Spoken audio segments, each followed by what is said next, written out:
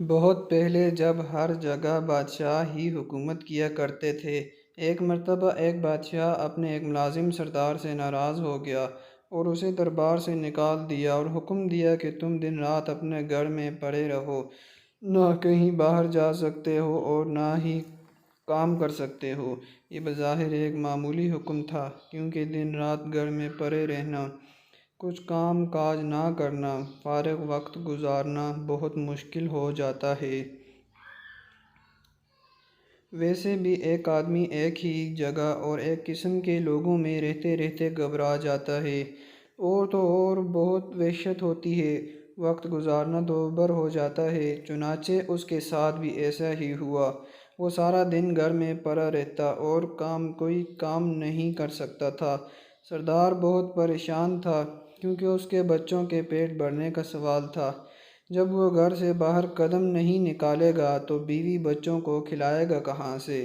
اتفاق سے کچھ دنوں کے بعد بادشاہ، وزیر اور شہزادے بلائے گئے۔ سردار کو ایک ترکیب سوجھی تو اس کی آنکھیں چمک اٹھیں۔ اس نے اپنی بیوی کو پڑوس میں ایک قیمتی جوڑا لانے کے لیے بھیجا۔ وہ پڑوس سے قیمتی جوڑا لے آئی۔ سردار نے مانگے گئے قیمتی جوڑا جلدی سے زیب تن کیا اور گھر سے نکل پڑا اور شان سے چلتا ہوا شاہی دربار میں جا پہنچا۔ درباری سمجھے کہ کوئی معزز مہمان ہے، اسے لے جا کر بڑے ادب سے دوسرے بڑے لوگوں کے ساتھ کرسی پر بٹھا دیا۔ سردار گردن اکڑا کر کرسی پر بیٹھ گیا۔ دربار شروع ہوا۔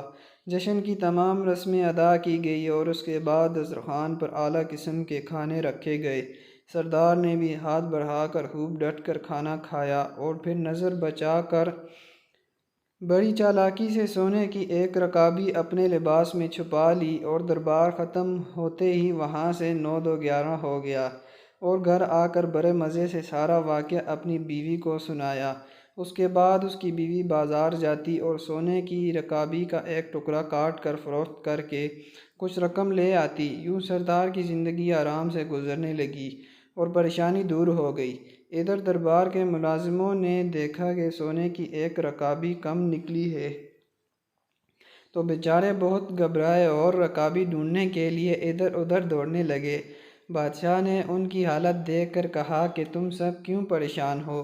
مجھے معلوم ہے کہ سونے کی رکابی غائب ہو گئی اور اب وہ تمہیں نہیں ملے گی۔ مجھے یہ بھی معلوم ہے کہ وہ رکابی کس نے چرائی ہے۔ اگلے سال پھر جشن ہوا اور دربار مہمانوں سے بھر گیا۔ جشن کے اختتام پر مہمانوں کو کھانا دیا گیا۔ سردار اس موقع پر بھی موجود تھا۔ کھانا کھانے کے بعد اس نے نظر بچا کر بڑے اطمینان سے ایک سونے کی رکابی اپنے لباس میں چھپا لی اور دربار ختم ہوا تو مہمان جانے لگے تو سردار بھی محل کے دروازے سے باہر نکلنے لگا کہ اچانک بادشاہ سامنے آ گیا۔ بادشاہ کو دیکھ کر بہت سست پٹایا اور گھبرا کر ادھر ادھر دیکھنے لگا۔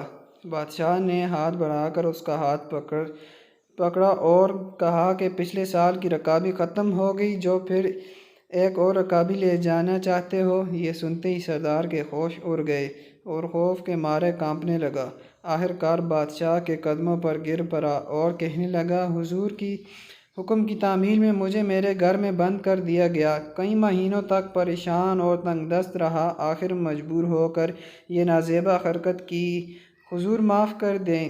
بادشاہ کچھ دیر سوچتا رہا، پھر کہنے لگا کہ اچھا، ہم نے تمہیں معاف کیا اور تمہاری ملازمت بھی بحال کر دی۔ غلطی ہماری ہی تھی، ہم نے حکم ہی ایسا دیا تھا کہ آدمی بھوک اور تنگدستی سے مجبور ہو کر چوری کرنے پر آمادہ ہو جاتا۔ اگر ہم تمہیں گھر میں قید نہ کرواتے تو شاید تم ایسی حرکت نہ کرتے۔